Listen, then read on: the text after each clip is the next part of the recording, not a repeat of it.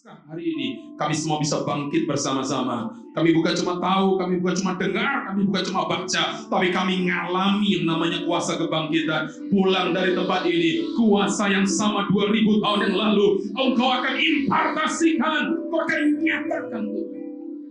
Makasih Bapak. Berfirmanlah, sampaikanlah isi hatimu. Bubuhkanlah perkataan-perkataan firman-Mu yang hidup, yang membuat kami kembali kuat di dalam Engkau. Terpujilah nama-Mu, setiap kita yang bersuka cita karena Tuhan. Yuk sama-sama dengan kuat kita katakan amin, amin. Tepuk tangan sekali lagi buat tangan kita. Sebelum duduk, salami kanan kiri, bilang Happy Easter, Selamat Paskah sekali lagi. Wah, puji Tuhan. Silakan duduk semuanya dalam hadirat Tuhan. Nah, puji Tuhan, luar biasa. Saudara, di ibadah yang ketiga ini, nanti kalau saudara pengen dengar kesaksian pujian dari Pak Yugi dan kawan-kawan di ibadah keempat, saudara. Tadi sudah ada sekolah minggu, sudah ada ibu-ibu, bapak-bapak yang belum ya. Nah, saudara, hari ini Tuhan punya pesan secara khusus. Di Paskah tahun 2025 ini, Tuhan mau berkata bahwa kita semua harus bangkit bersama-sama. Maka diberikan judul Rise. Saudara dan saya harus mengalami kuasa kebangkitan. Mari kita buka Alkitab kita sama-sama. Matius pasal 28 ayat yang ke-5 sampai dengan ayat yang ke-6.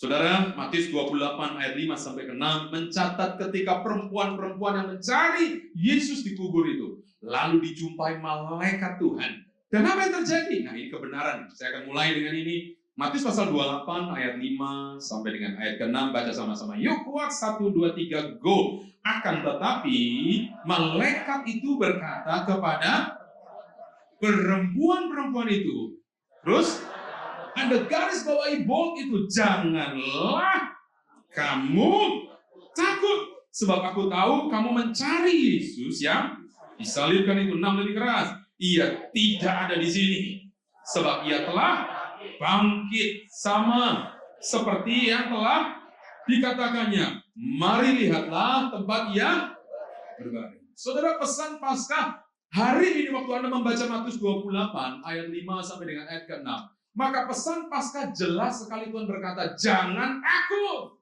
Saudara, hari-hari ini banyak orang takut, saudara. Nanti gimana masa depan saya? Nanti gimana kerjaan saya? Nanti kalau PHK terjadi, gimana saya bisa melanjutkan? Saudara, ada banyak ketakutan-ketakutan yang terjadi. Tapi pesan Paskah yang pertama, Tuhan ingatkan, jangan.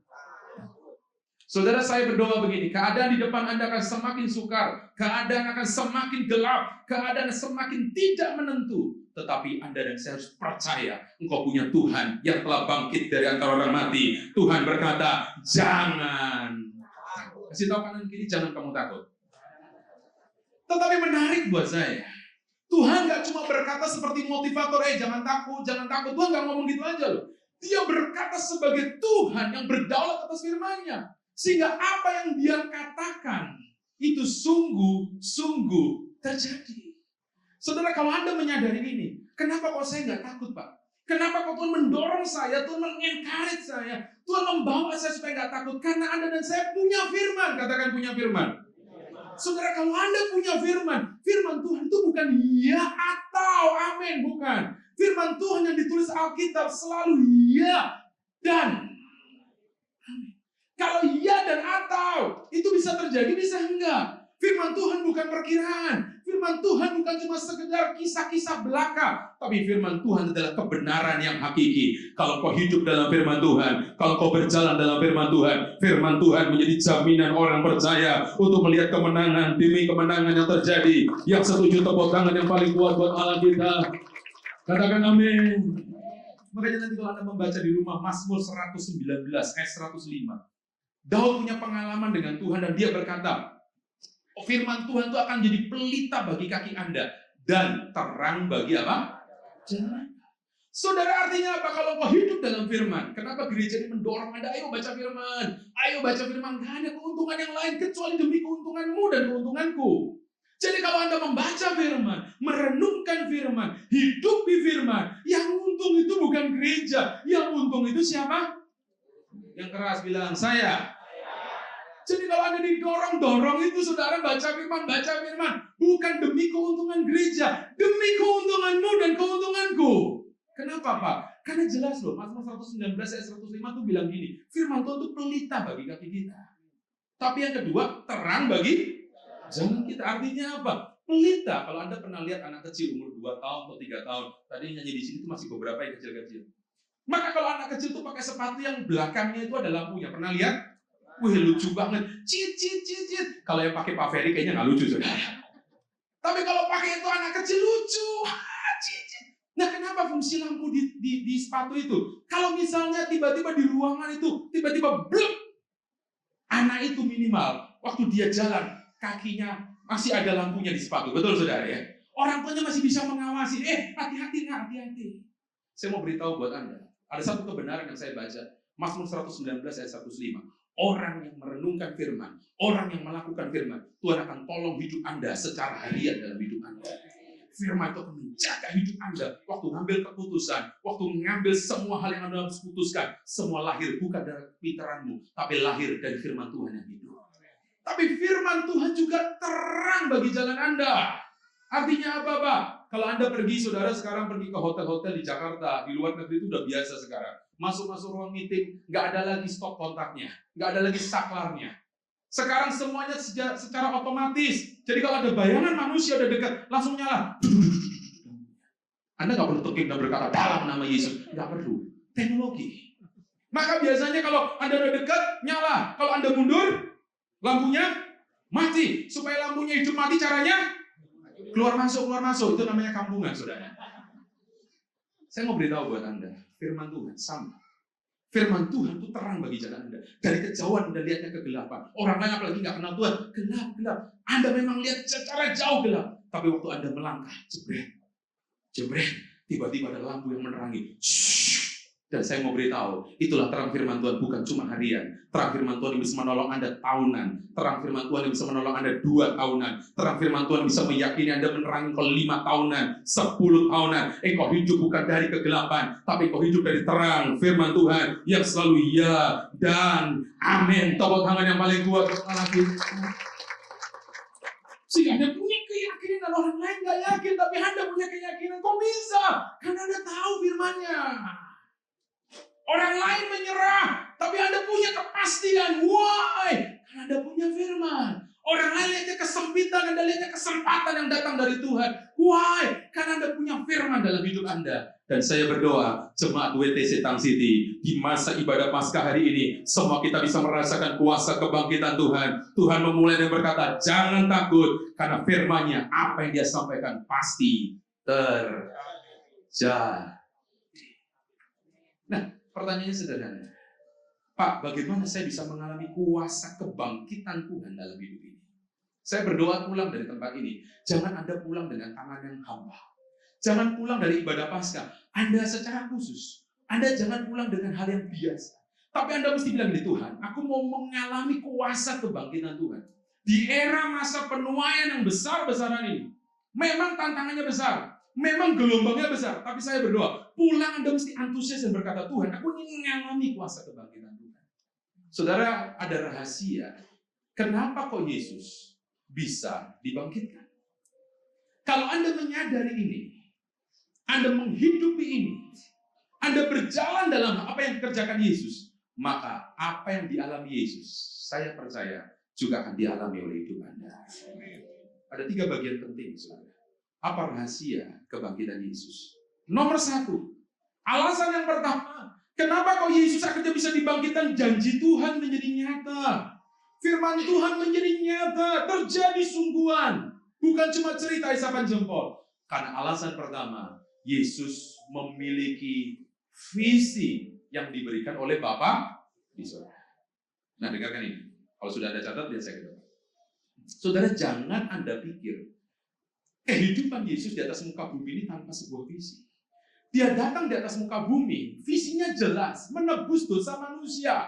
Nanti kalau Anda membaca Kejadian 3:14-15, maka Anda akan lihat bagaimana manusia berdosa dan mereka kehilangan kemuliaan Tuhan. Nggak bisa lagi caranya manusia bisa kembali kepada Bapa. Nggak ada jalan lain. Yesus mesti rela mati sebagai manusia. Yesus datang ke atas muka bumi bukan jadi orang terkenal. Yesus datang ke atas muka bumi bukan cari pengikut. Betul nggak, saudara? Yesus datang ke atas muka bumi bukan banyak-banyakan buat mujizat. Padahal kalau dia mau lakukan itu kira-kira bisa nggak, saudara? Bisa. Bahkan ada banyak orang berkata gini, waktu dia ketemu sama orang gila di Gerasa, disembuhin sama Tuhan. Orang gila berkata, aduh Tuhan, tolong dong aku mau ikut kau. Enggak. Kalau Yesus mau cari pengikut, gampang nggak saudara? Gampang. Kalau dia mau banyak-banyakan mujizat, cuma supaya namanya terkenal saja, gampang. Bahkan dia datang bukan sebagai pembebas Israel dari penjajahan Romawi. Itu juga bukan visinya. Saya mau jelaskan ini sedikit. Tadi pagi saya ibadah pertama, saya bicara tentang sesuatu yang penting. Kalau Anda mau bangkit bersama Tuhan, Anda mesti kenali visi Tuhan dalam hidup Anda.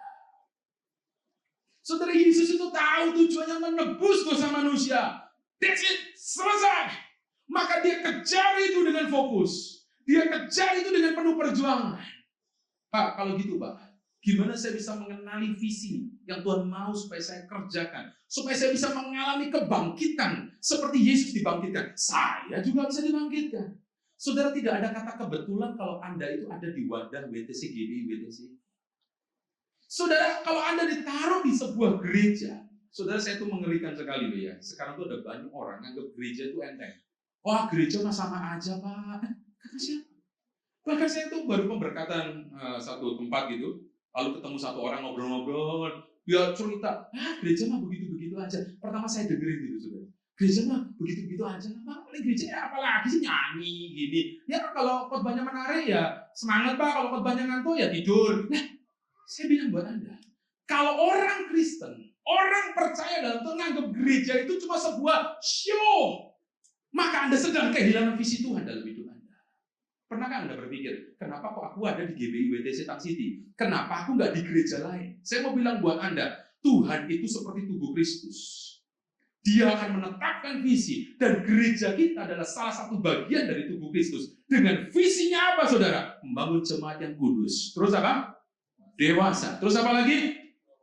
Ngalami terobosan. Setelah ngalami terobosan, Anda diapain lagi Tuhan mau? Halo? Bukan cuma sekedar Anda diberkati kaya luar biasa, tapi Tuhan pengen pakai hidup Anda. Tuhan pengen pakai pekerjaan Anda. Tuhan pengen pakai studi Anda. Tuhan pengen pakai kuliah Anda. Tuhan pengen pakai talenta Anda. Supaya lewat hidup Anda, ada banyak kota bisa diberkati. Ada jadi influence untuk komunitas. Bahkan sampai kepada bangsa dan bangsa-bangsa yang setuju tepuk tangan yang paling kuat bermalam. Tadi pagi ya, saya nggak sempat ulang. Saya ngomong dengan persis. Yeskiel 47 ayat 1-5. Kalau orang berpikir gini, aku itu bisa diberkati. Diberkati bukan selalu bicara tentang uang ya. Diberkati itu bisa jadi terkenal, diberkati bisa jadi orang yang berbahagia. Saya mau bilang, kuncinya bukan di organisasi. Kuncinya bukan di perusahaanmu. Kuncinya bukan menikah dengan siapa dulu. Tetapi Anda mesti ngerti, hai keluarga, hai anak muda, kunci sungai itu mengalir adalah dari ambang pintu bait suci. Kalau orang yang bisa menghargai Tuhan, jangan pikir gereja itu cuma organisasi, entitas yang biasa. Gereja ini, kembali kita menyampaikan, adalah kantor cabang resmi perwakilan kerajaan Allah. Orang yang bisa datang ke gereja, orang yang bisa datang beribadah, Anda tertanam di gereja, Anda tertanam di Kersel, Anda tertanam untuk mau diubahkan, Anda mau belajar untuk bertumbuh. Saya mau beritahu, waktu Anda mulai bertumbuh, Anda kenali visi Tuhan, di mana Anda hari ini tertanam. Dengarkan baik, maka air yang mengalir itu, saudara. Nanti kalau Anda baca di ngeri, itu luar biasa. Air itu mulai dari semata kaki. Kelihatannya biasa saja. Makanya kalau ada orang Kristen bisa puluhan tahun tapi hidupnya nggak pernah ngalami Tuhan, ke gereja cuma sambil lalu, sambil lewat, ya hidupnya nggak pernah ngalami apa-apa. Tapi ada orang yang serius dengan Tuhan, baru diukur 3 kali. Yesus disuruh ukur, diukur pertama semata kaki. Lewat lagi ukur yang kedua, naik sudah seberapa? Ukur lagi ketiga, berapa saudara? Saya tuh pikir gini, kenapa dari semata kaki gak sebetis dulu? Tuhan langsung buat akselerasi, just. Mestinya dari sepinggang, saya tanya. Logikanya, pengalinya. Kalau dari sepinggang mestinya seberapa? Ya minimal sepundak ya. Mestinya apa? Sekuping. Tapi Tuhan bisa ubah loh. Itu menjadi sebuah sungai yang tidak bisa diseberangi lagi. Nanti kalau Anda membaca Yeskiel 47 ayat yang ke-9, kemana saja sungai itu mengalir? Katakan sama-sama, kemana saja sungai itu mengalir? Kurang keras, kemana saja sungai itu mengalir? Maka semua yang mati akan hidup kembali. Dengarkan baik, Anda ada di wadah ini bukan cuma sekedar rutinitas dengan ibadah pulang, tapi Anda ngerti kenapa hari ini Anda Tuhan taruh di tempat ini, supaya di pekerjaanmu, di usahamu, di keluargamu, cara mendidik anak-anakmu ada visi Tuhan lewat gereja yang Tuhan titipin. Yang ngerti katakan amin. Dan orang yang berjalan di dalamnya dan mau bertumbuh, dia akan melihat semua yang mati, air itu mengalir dari gereja Tuhan. Dan ketika air itu mengalir, maka semua yang mati akan dihidupkan kembali. Yang percaya tepuk tangan yang paling kuat buat Allah kita, lebih kuat lagi buat Allah kita. Katakan amin. Makanya jangan anggap enteng gereja itu cuma punya rundown. Saya tuh ada gereja, sekarang tuh orang Kristen tuh unik ya. Kalau bisa makan instan. Betul nggak? Internet juga instan. Mana kalau internet lemot aja, kita udah mulai pusing. Tapi gereja juga sekarang, ayo dong, gereja juga harusnya instan. Bahkan pendeta baru selesai khotbah, langsung kita pulang. 1, 2, 3, amin, langsung pergi, saudara. Anda jangan pikir doa berkat di gereja itu cuma halusinasi. Anda pikir itu cuma menu-menu acara gereja. Jangan salah loh, saudara. Saya bisa berdiri di tempat ini, hari ini bisa melayani saudara. Saya merasakan betul bahwa hari ini saya berdiri karena ada air atau sungai yang mengalir lewat namanya gereja. Karena gereja adalah tempat kehadiran Tuhan di tengah-tengahnya. Makanya jangan pikir tempat ini cuma tempat panggung. Kalau Anda cuma cari panggung, Anda cuma cari pertunjukan, Anda akan kecewa. Tapi kalau Anda cari Tuhan, Anda akan ketemu sungai itu. Pulang, hidupmu gak akan pernah sama lagi. Masa depanmu gak akan pernah sama lagi. Hai anak muda, masa mudamu tidak akan sama lagi. Yang setuju katakan amin. Saya mendorong hari ini. Tadi pagi saya bilang, ayo kita lebih lagi hormati Tuhan. Jangan datang ibadah cuma sambil lagu. Jangan datang ke gereja hanya terburu-buru pulang. Kok lama banget? Jangan begitu. Izinkan punya waktu sebentar dengan Tuhan. Jangan terlambat datang gereja. Saya nggak lagi marah-marah loh. Kelihatannya kok semua tegang saya marah-marah ya. Pandang saya nggak marah-marah loh pandangnya. Nggak marah-marah. Tapi saya mau nggak tahu kenapa saya mau dorong Anda. Ketika saya mempersiapkan bahan ini, Tuhan ingatin gini. Ada banyak orang pengen bangkit, mengalami kuasa kebangkitan. Tapi nggak banyak orang mau ambil bagian untuk terlibat dalam visinya Tuhan. Kalau Anda mau terlibat dalam visinya Tuhan, kau taruh. Bahkan visi ini, visi gereja ini menjadi doa saya harian juga sebenarnya. Saya kalau doa malam, doa pagi saya, ini juga menjadi doa saya. Tuhan pakai saya supaya saya semakin kudus. Pakai Tuhan saya semakin dewasa. Pakai Tuhan supaya saya bisa mengalami apa? Terobosan. Setelah itu Tuhan pakai juga hidup saya. Punya impact buat orang lain dong. Hidup saya jadi influence buat orang lain. Saya berdoa, doa yang sama. Menjadi doa harianmu setiap hari. Jadi waktu engkau buka tokomu, engkau gak langsung minta Tuhan, berkati dong, omset tambahin. Jangan itu motivasimu. Tuhan, ini toko ada, kan dengan sebuah visi. Supaya lewat toko ini ada banyak orang bisa mengenal Kristus. Kok gak ada yang amennya kurang aja? Jangan cuma doa Tuhan, naikin dong posisi saya, naikin jabatan saya. Jangan itu. Coba Anda pikir waktu Anda berkarir di kantor, jadi eksekutif gitu. Anda mulai berpikir gini, Tuhan, kalau Tuhan izinkan, aku terus mau kudus, aku terus ngalami dewasa. Supaya hidupku bisa ngalami terobosan, supaya kalau Tuhan angkat aku bisa jadi berkat buat orang-orang lain. Orang yang mau pikul visi seperti Yesus, dia bisa lihat kebangkitan terjadi. Doa yang sama, orang lain lihatnya kegelapan, tapi kan Anda lihat visi, Anda akan lihat kemenangan demi kemenangan, kegemilangan demi kegemilangan yang akan terjadi dalam hidup Anda. Tapi yang kedua, tadi di ibadah 2 saya cerita panjang lebar tentang poin yang kedua. Saudara, poin yang kedua, apa rahasia Yesus dibangkitkan? Karena Yesus itu rela pikul salib. Saudara, waktu dia di Taman Getsemani, sebenarnya Yesus sudah bilang begini, kalau boleh cawan ini lewat ya. Lewat. Tapi bukan kehendakku yang jadi, tapi apa? Kehendakmu yang jadi. Saudara, poin yang kedua ini penting loh dalam hidup ini. Kalau tahun ini Anda ingin mengalami bukan cuma sekedar ibadah Paskah, tapi pulang dengan kuasa kebangkitan, maka Anda dan saya rela untuk tekun ambil bagian memikul salib Tuhan. Artinya apa?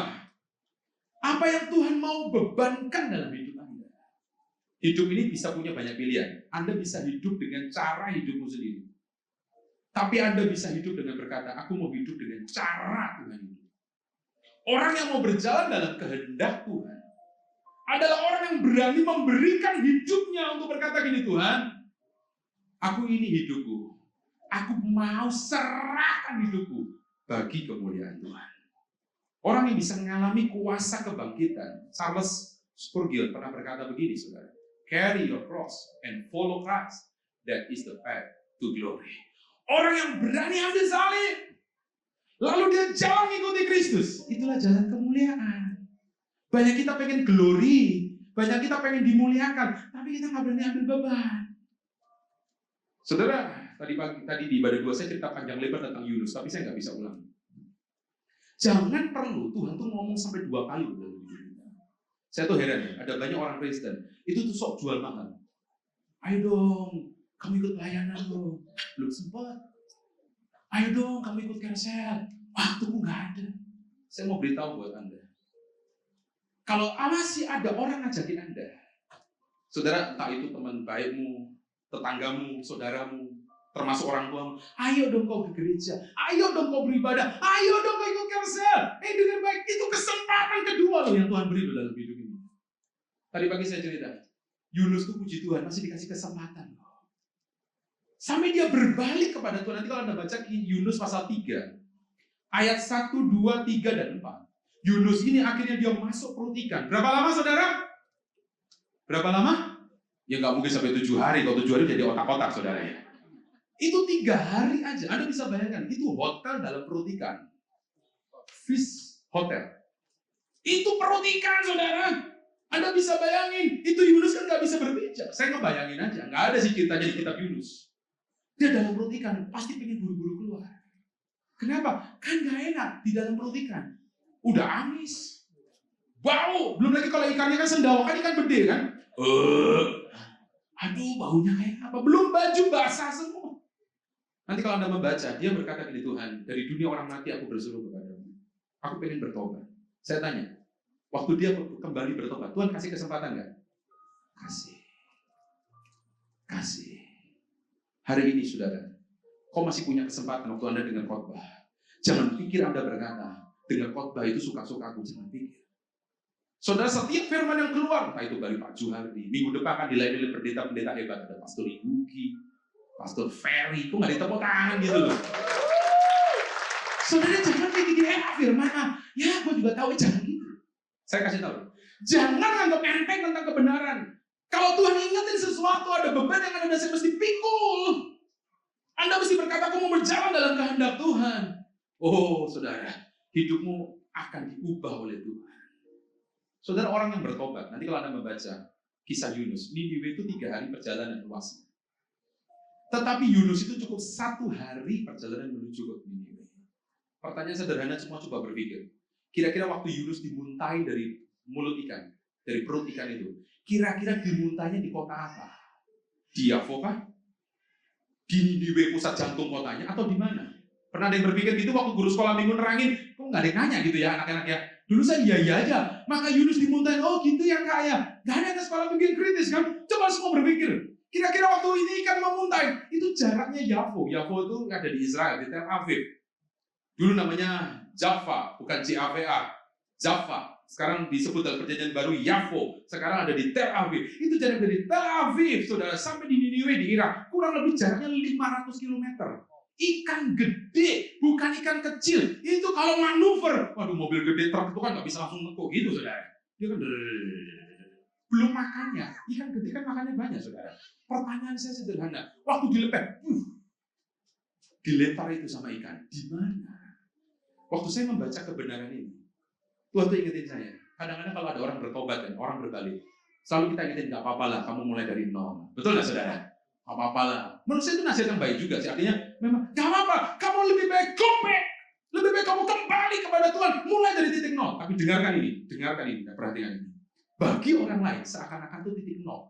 Tapi bagi Tuhan, kalau Tuhan Anda bertobat, Tuhan akan memberikan percepatan atau akselerasi. Mestinya 3 hari perjalanan, Yunus dilepehnya memang bukan langsung di pusat jantung kota Niniwe, tapi minimal di pinggirannya. Dia cukup jalan 1 hari. Artinya apa? Kelihatannya dia mulai dari nol, tapi sebenarnya Tuhan telah menolong dia untuk melewati proses itu lebih cepat dan mencapai rencana Tuhan. Makanya kalau Tuhan kasih kesempatan, pikul beban, ambil pelayanan. Jangan Anda jual mahal. Kasih tau kanan kiri, jangan jual mahal gitu loh. Belajarlah dalam hidup ini Matius 11 ayat 30. Kuk yang kupasang itu kata firman Tuhan enak. Bukan kuk dosa sebabnya, bukan kuk perhambaan, tapi kuk kasih. Makanya enak, dan beban yang Tuhan berikan itu sebenarnya ringan. Saudara, saya tadi belum sempat cerita, tapi saya mau bilang buat Anda, orang yang melayani Tuhan, sebenarnya itu Tuhan taruh kuk gak, saya tanya? Kuk. Saudara, orang yang udah jadi pendeta, dulu makanya ada banyak, saya juga awal-awal gak mau, saudara. Kenapa? Kalau udah namanya punya nama gelar pendeta, maka orang yang lewat, kita mau di mall sembarangan, mau ngerokok sembarangan, mau selingkuh sembarangan. Saya tanya, jadi bahan omongan nggak? Jadi omongan. Tapi saya pikir gini, ada baiknya saya ambil itu. Betul nggak, saudara? Lebih baik itu saya ambil. Kenapa? Kalau saya melakukan sesuatu yang tidak benar, kuk itu akan menyelamatkan keluarga saya dan masa depan saya. Betul nggak, saudara? Saya akan mikir 2 kali dong kalau saya gandeng yang bukan istri saya. Kenapa? Saya tahu persis apa kata orang. Itu kuk loh. Tapi keputusan saya untuk memilih itu berarti menyelamatkan hidup saya. Kuk itu enak dan Saudara, bagaimana seekor keledai? Nanti kalau Anda membaca Matius 21 ayat yang kedua, Tuhan itu pernah memakai seekor keledai waktu Yesus dielulukan. Sebelum dia disalibkan masuk Yerusalem, semua orang mengeluh-ngeluhkan dia. Dan waktu itu Tuhan ambil keledai itu. Saudara ingat gak ya? Hari ini Anda dan saya duduk hari ini bukan karena Anda hebat, bukan karena Anda cakap, tapi karena Tuhan telah memilih hidup Anda. Jangan pernah merasa tinggi hati. Sama kayak keledai loh, saudara. Bukan berarti Anda saya keledai-keledain, bukan, saudara. Bukan. Tapi sadari dalam hidup ini gini, nafas ini gak ada apa-apanya. Keahlian tanganmu tuh gak ada apa-apanya. Tadi pagi saya teringat, kalau andai kata Anda pintar nyukur dia, pintar nyukur, capster gitu ya. Mungkin tanpa melihat tuh, saking jagonya, saudara. Sederhana kok. Kalau sampai 2 jari orang itu yang pegang gunting itu tiba-tiba patah akibat tabrakan, dipotong. Saya tanya, dia bisa motong lagi dengan canggih nggak? Jangan berpikir hidupmu hebat. Jangan berpikir uangmu bisa menyelamatkan engkau. Jangan berpikir duitmu bisa menolong engkau. Jangan berpikir koneksimu bisa menyelamatkan engkau. Anda jangan pikir talentamu bisa menyelamatkan engkau. Anda dan aku cuma keledai-keledai punya Tuhan. Tapi apa yang terjadi, saudara? Kalau seekor keledai menyadari bahwa dia sebenarnya adalah miliknya Tuhan, dia dilepaskan, dia dibawa kepada Tuhan, maka ada 4 hal yang terjadi. Nomor 1, seekor keledai mesti sadar bahwa dia sudah dilepaskan dan sekarang Tuhan yang mau pakai. Kalau Anda keledai tunggangan Tuhan, maka kita mesti sadar bahwa Anda dan saya sudah dilepaskan dari ikatan dunia dan Tuhan mau pakai hidup Anda. Amin. Amin. Jangan jual mahal bersama Tuhan. Mumpung masih ada waktu dan kesempatan. Hidupmu terbatas, waktumu terbatas. Tapi Tuhan mau pakai hidup Anda. Pak, saya nggak bisa lakukan yang gede-gede. Tuhan nggak pernah cari yang gede atau yang kecil. Tuhan menghargai yang 5 talenta, 2 talenta, termasuk 1 talenta. Tapi masalahnya 1 talenta disembunyikan semua itu. Kalau kau sadar, saya sadar bahwa hidup ini adalah milik Tuhan. Ayo kita pakai, semuanya bagi kemuliaan Tuhan. Dan Anda ingat baik, waktu orang itu bersorak-sorai sang Raja Yesus naik di atas keledai. Yesus dilulukan, Hosana bagi sang Raja.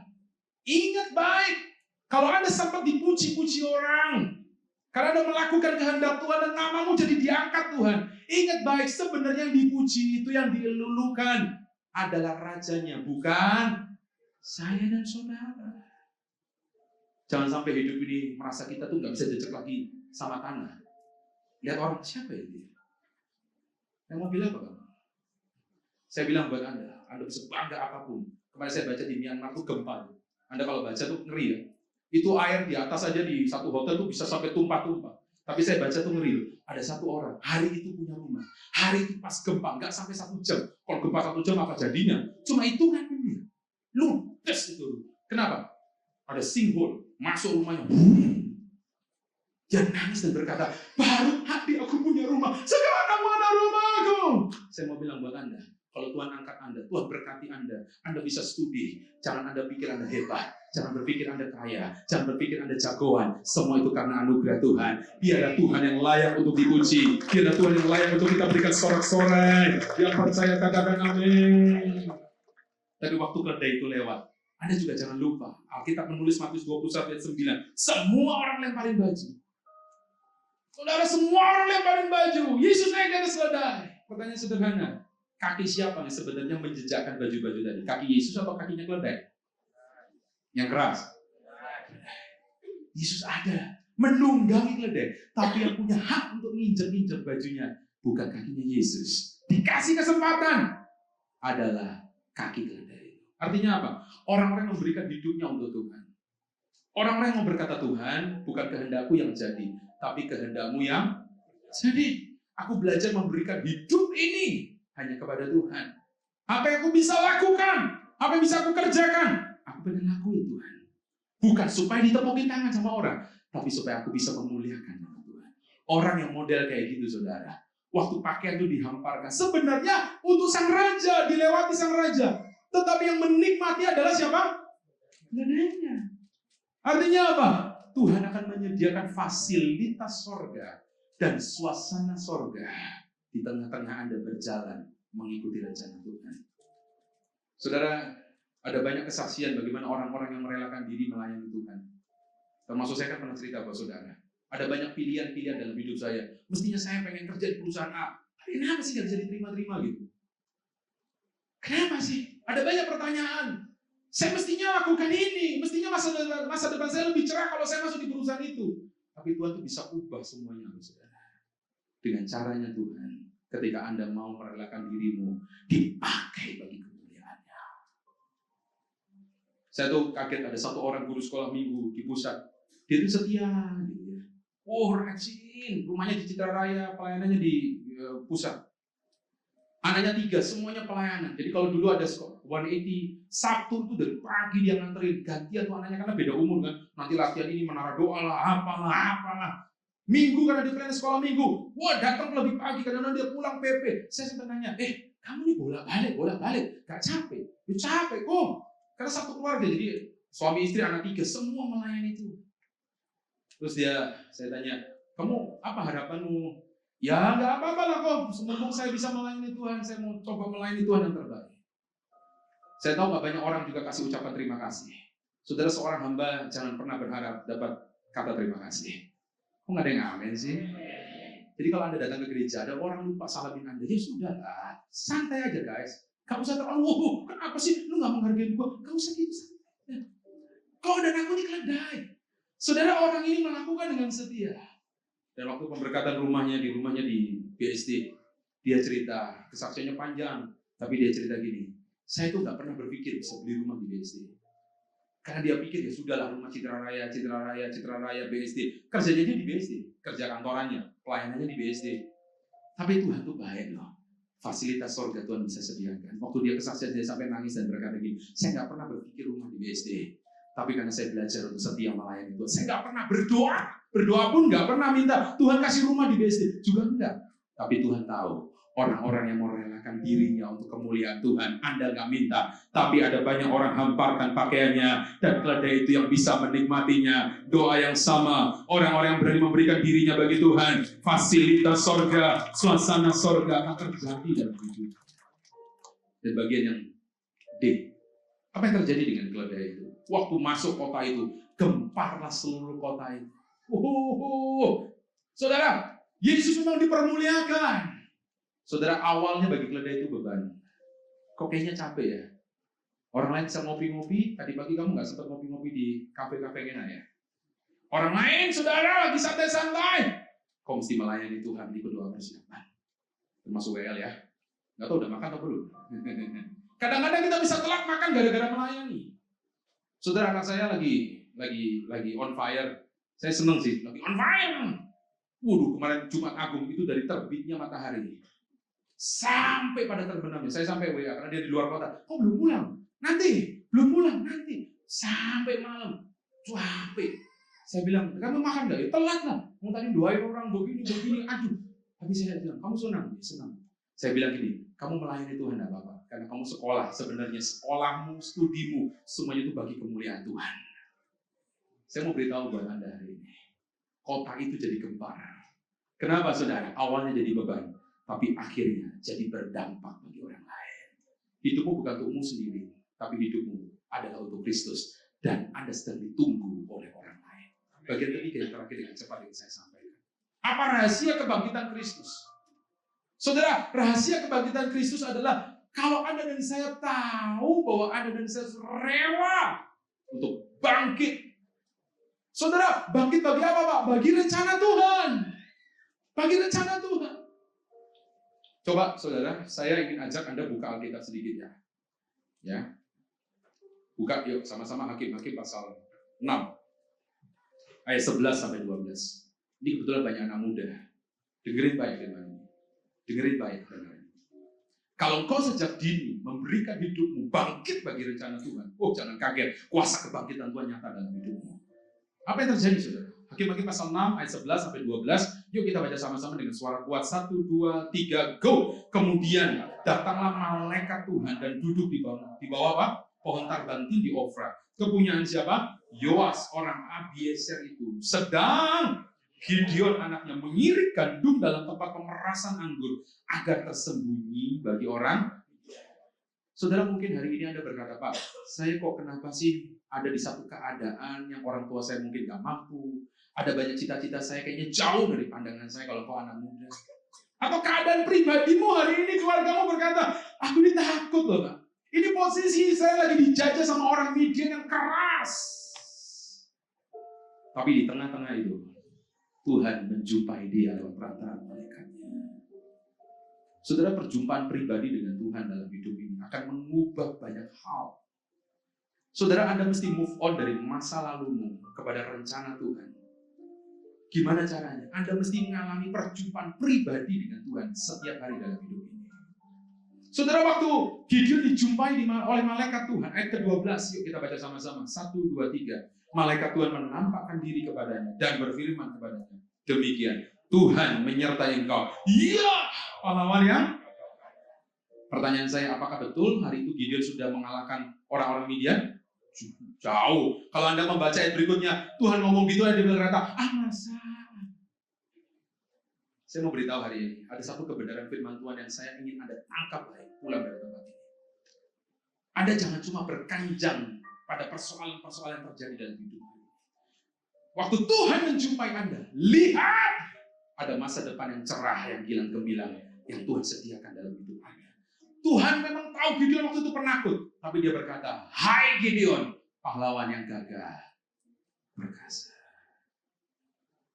Anda yang duduk di tempat ini, Anda bukan lagi orang-orang yang penuh dengan ketakutan. Tapi waktu Anda bangkit bagi rencana Tuhan, Tuhan mau berkata, kaulah pahlawan-pahlawan yang gagah perkasa. Artinya apa? Kau akan jalan dan kau akan lihat apa yang tidak mungkin akan jadi mungkin. Apa yang tidak bisa akan jadi bisa. Yang mustahil jadi tidak mustahil. Mau tutup dengan sebuah cerita yang menarik. Saya pernah membaca sebuah kisah di WA di sana ya.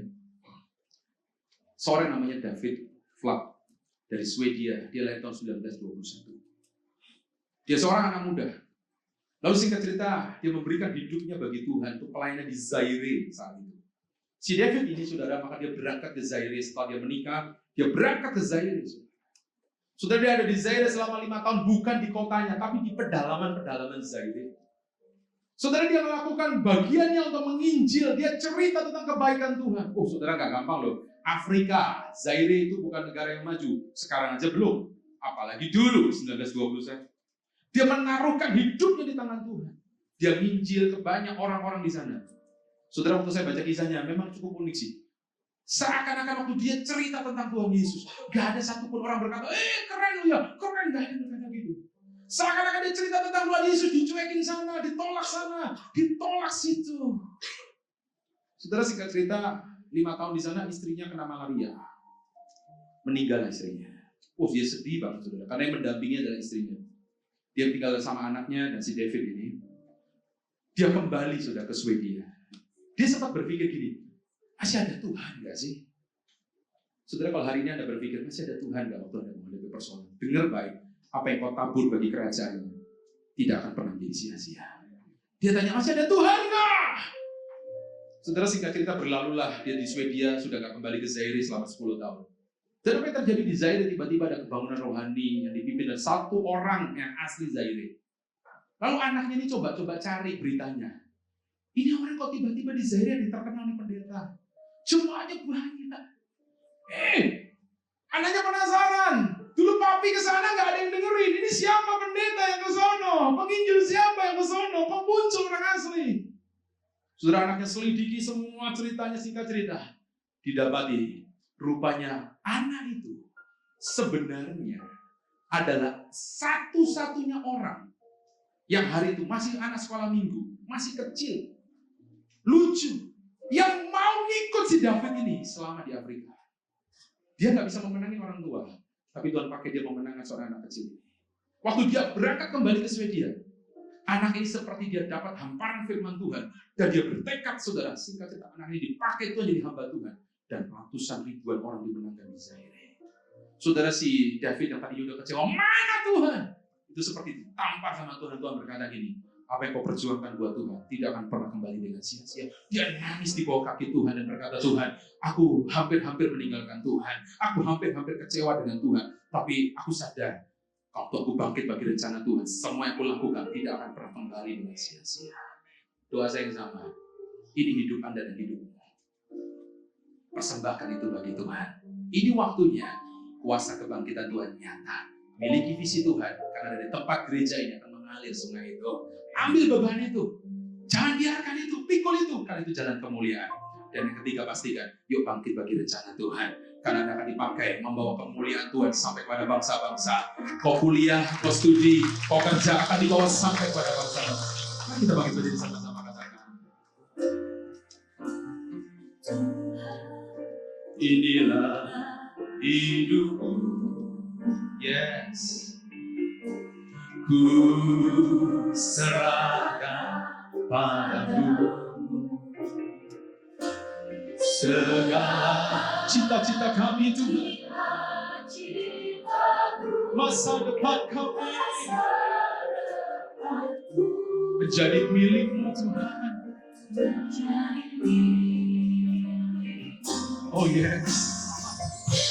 Jadikan kami terang di tengah kegelapan dunia, di tengah kegelapan dunia, membawa bangsa-bangsa kepada-Mu Tuhan. Ini kerinduan kami, yes Tuhan. Hatimu Tuhan, seluruh hidupku, pakailah Tuhan, bagi kemuliaan, genapi Tuhan, genapi seluruh rencana Tuhan, sampai bumi penuh kemuliaan. Sekali lagi dari awal ya, kita katakan dari hatimu.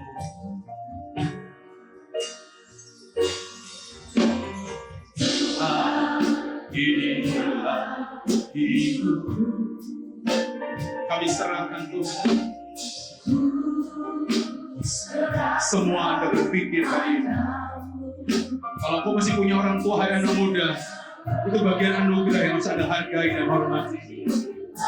Kalau kau sebagai orang tua, kau punya anak-anak, Tuhan punya rencana besar buat anak-anakmu.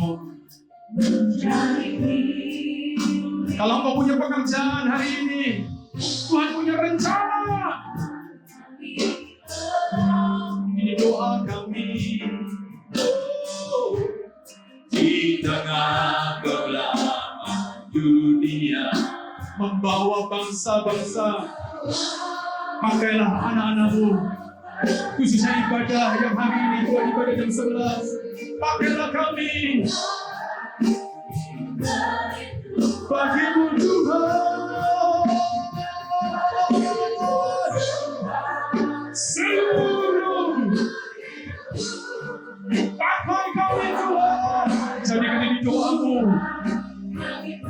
Pakai Tuhan suami-suami, pakai istri kami, pakai anak-anak kami, pakai kuliah kami, pakai Tuhan sampai bumi penuh kemuliaan. Dalam sikap berdoa, ambil waktu sejenak aja, 1-2 menit ke depan, tundukkan kepalamu dan kau janji sama Tuhan, Tuhan, Semua talenta datangnya dari Tuhan kok. Semua harta, kekayaan, keluarga, itu datangnya dari Tuhan. Gak ada yang bisa kita sombongkan dan berkata, aku hebat. Kalau hari ini Anda sedang bergumul tuh anakmu mau kuliah di mana, sekolah di mana, jangan egomu yang jadi. Tapi izinkan lu bilang, Tuhan, pakai anakku. Karena bukan kampus yang terkenal akan menjadikan dia orang yang akan menjadikan terang. Tapi di mana Tuhan mau, Tuhan bisa pakai dia. Please sama Tuhan, Anda ambil bagian sejenak sama Tuhan. Ambil komitmen sama Tuhan. Dari tempat ini, sungai itu mengalir. Oh my God, Jesus. Doakan anak-anakmu. Kalau kau anak-anak doakan orang tuamu supaya satu keluarga itu utuh untuk melayani Tuhan.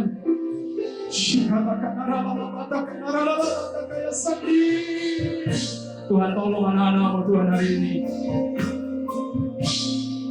Tolong kami. Kalau kau masih kasih kesempatan sehat buat kami, please persembahkan itu untuk Tuhan. Kalau kau masih punya pasangan hari ini, please persembahkan keluargamu juga untuk Tuhan. Beri yang terbaik untuk Tuhan. Bangkitlah bagi Tuhan. Di era Paskah ini ada tuayan yang besar bagimu Tuhan.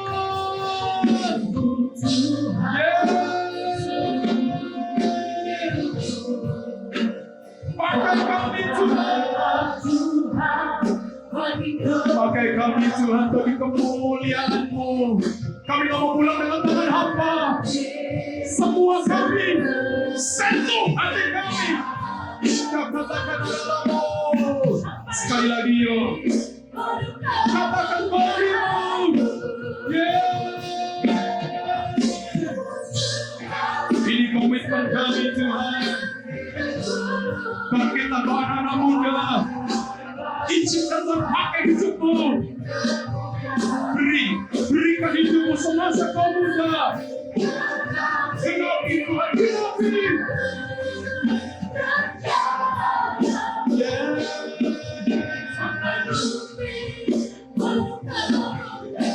Sampai bumi ini, sampai bumi penuh kemuliaan-Mu, sampai bumi ini, sampai bumi penuh kemuliaan-Mu.